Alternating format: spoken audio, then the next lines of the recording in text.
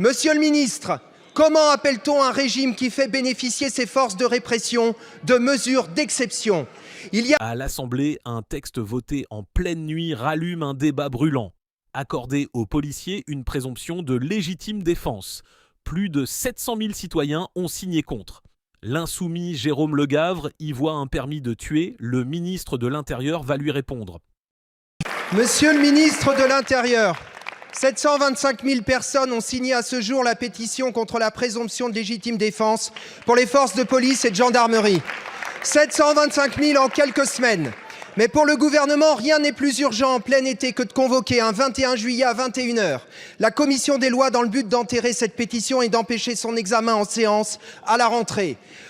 On parle d'une mesure directement empruntée à Jean-Marie Le Pen, au Rassemblement national dont vous êtes désormais les pantins et qui bien sûr se réjouit bruyamment. Et on comprend pourquoi. Vous accordez de fait une impunité aux forces de police et de gendarmerie. Faut-il rappeler que depuis la loi Cazeneuve de 2017, le nombre de personnes tuées par des policiers a été multiplié par 5, rien qu'en cas de refus d'obtempérer. Et il n'y a pas que dans ces cas. Pour notre part, nous n'oublions pas et nous n'oublierons jamais Adama, Naël, Sway ou dans ma circonscription, Ziyed et Bouna et plus récemment Kylian, tué de 12 coups de taser à Montfermeil. Et nous n'oublions pas, parce que c'est une même logique, la brutalité avec laquelle les manifestations sont quasi systématiquement réprimées. Il y a des faits qui en disent long. L'un de vos prédécesseurs, Gérald Darmanin, était en 2021 et il n'était pas le seul, aux côtés des policiers qui manifestaient devant l'Assemblée en scandant notamment « Le problème de la police, c'est la justice ». Merci beaucoup, Madame la Présidente, Mesdames et Messieurs les députés. Monsieur le député, trois remarques sur votre question. 3 remarques.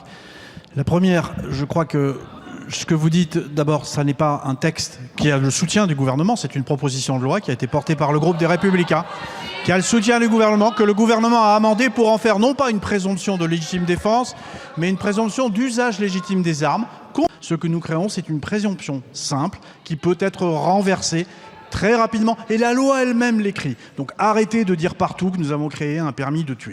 Deuxième point, il n'y a pas d'impunité des policiers. Il n'y a pas d'impunité des policiers puisqu'il pourrait y avoir des enquêtes. Même dans ces cas-là, c'est une présomption qui peut être renversée. Arrêtez de laisser à penser qu'un policier peut sortir dans la rue avec son arme et tuer froidement un individu et en avoir le droit. Vous savez très bien que c'est faux. Arrêtez de faire croire cela sans arrêt. Et troisièmement, vous citez des cas, monsieur le député, des cas de personnes qui sont décédées par l'action de la police.